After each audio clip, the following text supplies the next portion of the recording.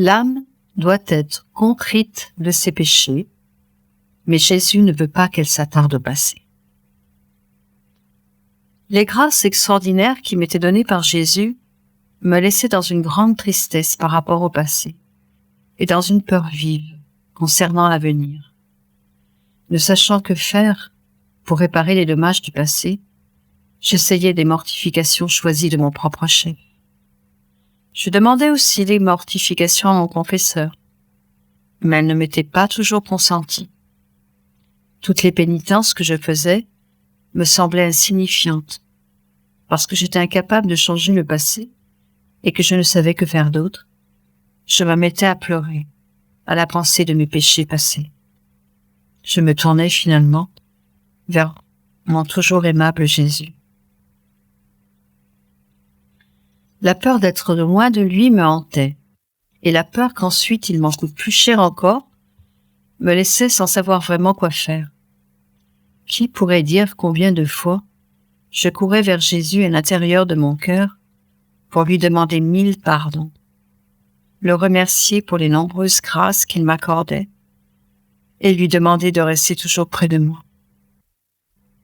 Souvent je lui disais, « Vois-tu, mon bon Jésus, combien de temps j'ai perdu et combien de grâces j'ai gaspillé, alors que j'aurais pu augmenter mon amour pour toi, mon plus grand bien et mon tout. » Alors que d'une manière un peu ennuyeuse, je continuais à lui parler ainsi, Jésus me réprimanda sévèrement, me disant, « Je ne veux pas que tu reviennes sur le passé. Sache que lorsqu'une âme, convaincue de ses péchés, s'humilie en recevant mon sacrement de pénitence, elle devient plus disposée à mourir, plutôt que de m'offenser de nouveau. C'est un affront à ma miséricorde et un obstacle à mon amour, que de persister mentalement à remuer la boue du passé. Mon amour ne peut accorder à une âme de prendre son envol vers le ciel, si elle reste plongée dans des pensées affreuses et des idées noires sur le passé. Sache que je ne me souviens plus du mal que tu as commis, ayant parfaitement tout oublié.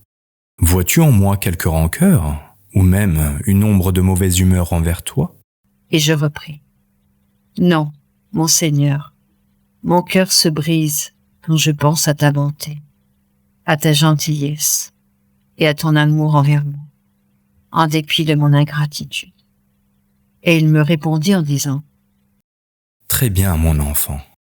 Mais pourquoi veux-tu revenir sur le passé ? Comme il serait beaucoup mieux si nous pensions à notre amour l'un pour l'autre.